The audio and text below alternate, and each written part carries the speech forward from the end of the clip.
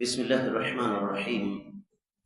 الحمدللہ الحمدللہ الاکبر والصلاة والسلام علی افضل البشر۔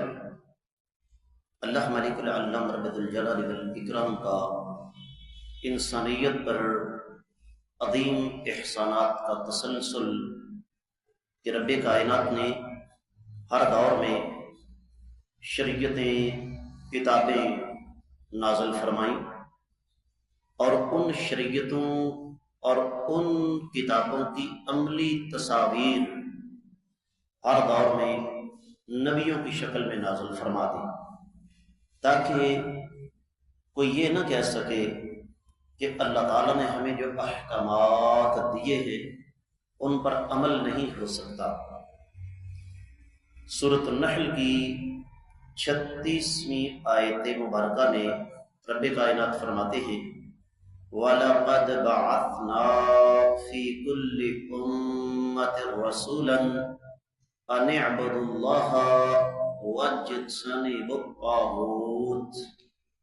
ہم نے ہر امت میں ایک رسول مبعوث فرمایا، اور رسول کے آنے کا مقصد یہ تھا کہ وہ لوگوں کو یہ بتائے کہ تم نے ایک اللہ کی عبادت کرنی ہے، طاغوت سے پرہیز کرنا ہے۔ تو رسولوں پر ایمان کا جو سلسلہ ہمارا جاری ہے، اس میں آج ہم جو سب سے پہلی بات کریں گے وہ یہ کہ ہمیں اس بات پر یقین ہونا چاہیے، ہمارا یہ ایمان ہونا چاہیے کہ رب کائنات نے ہر دور میں ہر امت میں کوئی نہ کوئی رسول جو ہے وہ ضرور مبعوث فرمایا۔ رہا یہ مسئلہ، ضمناً ایک بات آ گئی کہ جب قیامت تک انسان پیدا ہو رہے ہیں تو پھر نبوت کا سلسلہ نبی رحمت صلی اللہ علیہ وسلم پر آ کر کیوں رک گیا، اس پر ہم بعد میں بات کریں گے۔ دوسری بات جو سمجھنے والی ہے وہ یہ کہ رسول دنیا میں آئے کیوں۔ آج کے سبق کا دوسرا نقطہ، رسولوں کے آنے کا مقصد کیا تھا۔ ایک کی طرف میں نے تمہیدی کلمات میں اشارہ کر دیا کہ انبیاء اور رسول رب کائنات کی نازل کردہ کتاب اور شریعت کی عملی تصویر ہوا کرتے ہیں۔ اور یہ جو حدیث ہے نا نبی کریم صلی اللہ علیہ وسلم کی کہ العلماء ورثۃ الانبیاء، کہ علماء نبیوں کے وارث ہیں، اس کا معنی یہ ہوا کہ علماء کرام ان کی عملی زندگی بھی انبیاء علیہ السلام کی طرح اللہ کے دین کی عملی تصویر ہونی چاہیے۔ دوسری بات، رب کائنات نے ہر دور میں انبیاء کو، رسولوں کو بھیجا، کس لیے؟ دو مقاصد کے لیے۔ پہلا مقصد کہ لوگوں کو خوشخبری بھی سنائیں اور اللہ کے عذاب سے ڈرائیں بھی۔ ہمارے ہاں رویہ اس کے برعکس ہے۔ کچھ معزز مکرم ہستیاں ہیں جو کبھی آپ کے سامنے جہنم کا تذکرہ نہیں کریں گی۔ ان کے نزدیک ایک دفعہ سبحان اللہ کہہ دو، جنت کے اندر ایک درخت لگ گیا، سننے والے کیا کہتے ہیں جی؟ یہ رویہ بھی غلط ہے۔ اور کچھ ممبر و محراب کے وارث ایسے بھی ہیں جنہوں نے صرف ایک ذمہ اٹھایا ہوا ہے کہ لوگوں کو ڈرا ڈرا کے مار دو، جبکہ میں نے آپ کو کل بھی بتایا تھا، آج پھر بتا رہا ہوں کہ قرآن مجید کا اعجاز ہے کہ قرآن معتدل اور متوازن کتاب ہے۔ سورۃ النساء 165ویں آیت مبارکہ، رسولا مبشرین و منذرین، اللہ فرماتے ہیں ہم نے رسولوں کو بھیجا جو بیک وقت دو کام کرتے تھے، خوشخبریاں بھی سناتے تھے اور اللہ کے عذاب سے ڈراتے بھی تھے۔ یہ دونوں کام بیک وقت ہونے چاہیے۔ اور ضمناً میں ایک عقیدے کا مسئلہ یہاں واضح کر دوں، مسلمان کا عقیدہ خوف اور امید کے درمیان ہوتا ہے۔ نیکی کر کے غرور تکبر کا شکار نہیں ہوتا، گناہ ہو جائے تو اللہ کی رحمت سے مایوس نہیں ہوتا۔ یہ پہلا مقصد تھا رسولوں کو دنیا میں آنے کا۔ دوسرا، اسی آیت مبارکہ میں فرمایا لِأَلَّا يَكُونَ لِلنَّاسِ عَلَى اللَّهِ حُجَّةٌ بَعْدَ الرُّسُلِ، رسولوں کے آنے کے بعد لوگوں کے پاس اللہ کے سامنے پیش کرنے کے لیے کوئی حجت باقی نہ رہے۔ الہ العالمین، آپ نے کون سا ہمارے درمیان کا نبی اور رسول بھیجا جو ہمیں بتاتا کہ اللہ کا راستہ یہ ہے؟ ہمیں کسی نے بتایا ہی نہیں، ہمیں کسی نے سمجھایا نہیں، یہ بات کوئی نہیں کر سکتا۔ ایک ضمن بات اور یاد آ گئی، مسجد نبی میں درس دینے کے بعد ایک آدمی نے سوال کیا کہ جی ایک آدمی سندھ کے دور افتادہ گوٹھ میں رہتا ہے، گوٹھ کا معنی دیہات، پنڈ، نہ اس نے قرآن پڑھا، نہ اس کو کسی نے دین سکھایا، اس کو کلمے تک کا پتہ نہیں۔ قیامت کے روز اللہ تعالیٰ اس کا حساب و کتاب کیسے لیں گے؟ یہ سوال نہیں، یہ جال ہوتا ہے۔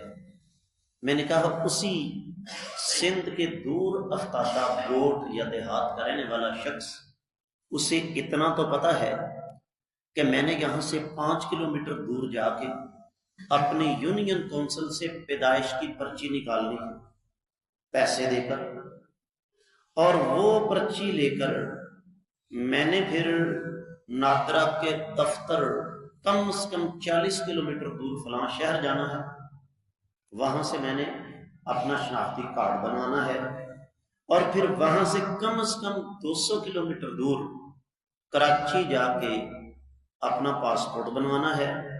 وہ عربی تو کیا اردو کا بھی ایک لفظ نہیں جانتا، پھر کراچی سے ہی وہ پاسپورٹ بنوا کے باقاعدہ سعودی قونصل خانے جا کے وہاں سے ویزا لگواتا ہے، اور پھر ٹکٹ خریدتا ہے، اور ٹکٹ خرید کر جہاز پر بیٹھ کر سعودی عرب پہنچتا ہے۔ عربی نہیں جانتا، رزق کمانے کی خاطر اسے ان تمام باتوں کا تو پتہ ہے، لیکن اسے اس بات کا شعور نہیں ہے کہ میں پیدا کس لیے ہوا اور میرا انجام کیا ہوگا۔ لِأَلَّا يَكُونَ لِلنَّاسِ عَلَى اللَّهِ حُجَّةٌ بَعْدَ الرُّسُلِ، رسول اس لیے بھی دنیا میں آئے کہ قیامت کے روز کوئی بدبخت یہ نہ کہہ سکے کہ یا اللہ ہمیں تو کوئی ڈرانے والا نہیں تھا، ہمیں تو کوئی سکھانے والا نہیں تھا، ہمیں تو کوئی سمجھانے والا نہیں تھا۔ پہلی بات ذہن میں رکھیے کہ وَلَقَدْ بَعَثْنَا فِي كُلِّ أُمَّةٍ رَسُولًا، اللہ نے ہر امت کے اندر ایک رسول جو ہے وہ مبعوث فرمایا۔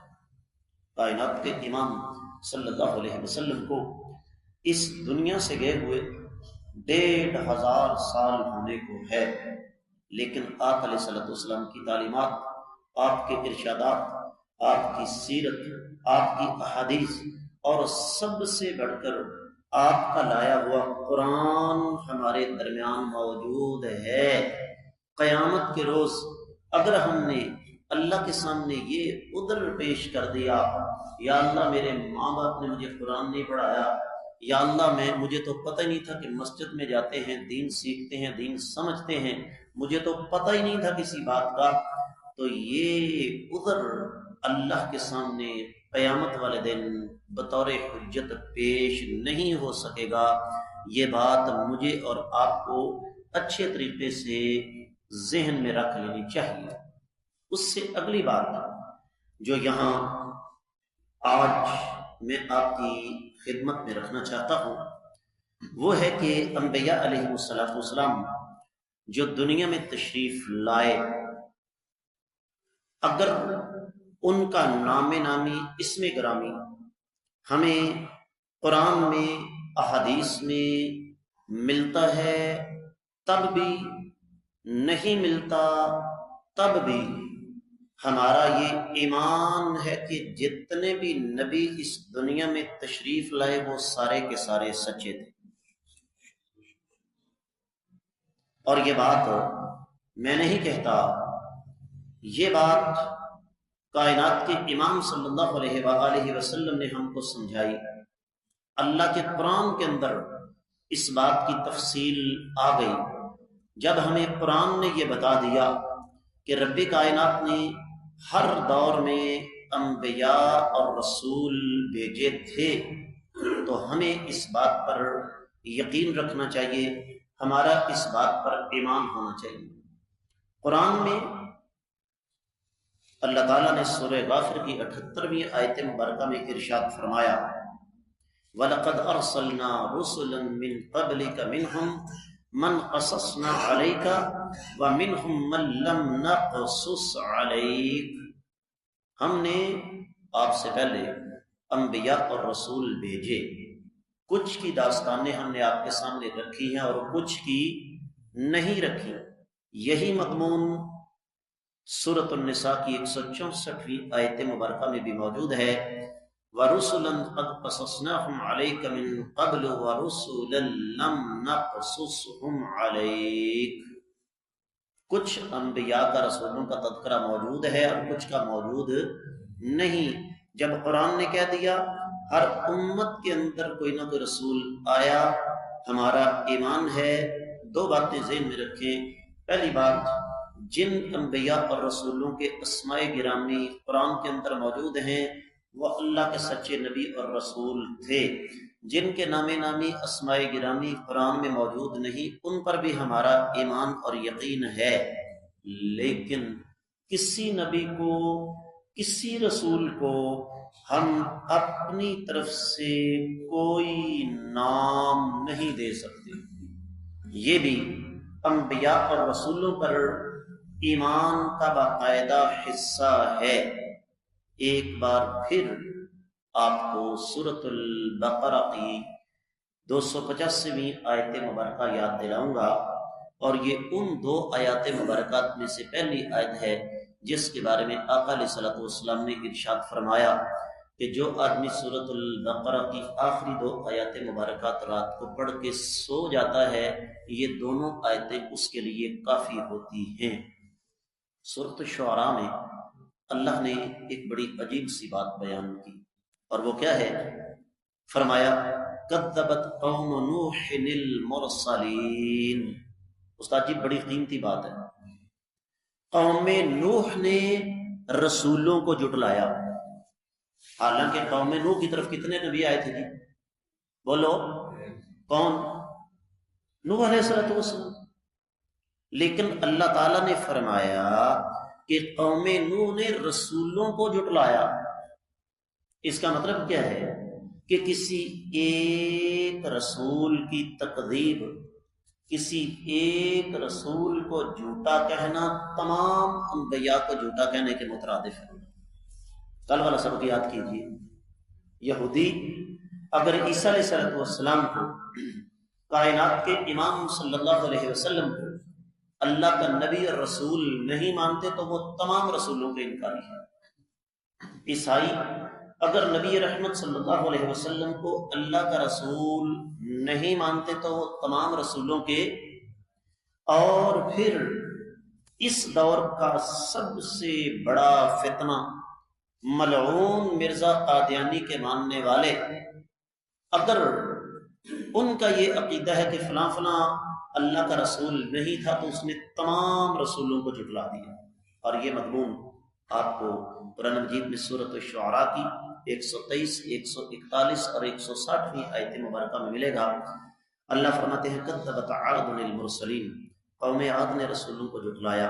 کذبت ثمود المرسلین، قوم سمود نے رسولوں کو جھٹلایا۔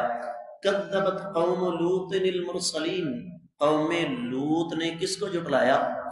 رسول کو نہیں بلکہ کس کو؟ حالانکہ انہوں نے تو ایک رسول کو جھٹلایا تھا۔ تو اس کا مطلب یہ ہوا کہ کسی ایک رسول کا انکار، دوسرے لفظوں میں تمام کے تمام انبیاء اور رسولوں کا انکار ہے۔ سورۃ النساء آیت مبارکہ 150۔ ان الذين يكفرون بالله ورسله ويريدون ان يفرقوا بين الله ورسله ويقولون نؤمن ببعض ونكفر ببعض ويريدون ان يتخذوا بين ذلك سبيلا، وہ لوگ جو اللہ اور اس کے رسولوں کا انکار کرتے ہیں، اللہ اور اس کے رسولوں کے درمیان فرق ڈالتے ہیں، اور کہتے کیا ہیں، بڑی قیمتی بات ہے، کہتے ہیں کہ ہم کچھ پر ایمان لائیں گے اور کچھ کا انکار کریں گے، درمیانی راستہ اختیار کرنے کی کوشش کرتے ہیں۔ فرمایا اولئک هم الکافرون حقا، یہ لوگ پکے کافر ہیں۔ وَأَعْتَدْنَا لِلْكَافِرِينَ عَذَابًا مُهِينًا، اور ہم نے ان ظالموں کے لیے، ان کافروں کے لیے رسوا کن سزا جو ہے وہ تیار کر رکھی ہے۔ تو حاصل کلام آخری چند سیکنڈ میں پورے سبق کا خلاصہ آپ کی خدمت میں رکھ دیتا ہوں، اور وہ یہ کہ ہمارا یہ ایمان ہے کہ ہر امت کے اندر کوئی نہ کوئی رسول آیا، جن کا ہمیں پتہ ہے ان پر بھی ایمان ہے، جن کا ہمیں پتہ نہیں ان پر بھی ہمارا ایمان ہے، جن کے نامی اسماء گرامی قرآن میں موجود ہیں ان پر بھی ہمارا ایمان ہے، جن کے نامی اسماء گرامی موجود نہیں ان پر بھی ہمارا ایمان ہے۔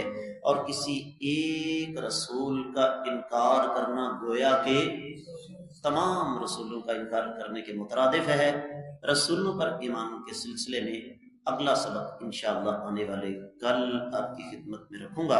اللہ تعالیٰ کی بارک دعا ہے کہ اللہ تعالیٰ سمجھ کر عمل کرنے کی توفیق عطا فرمائے۔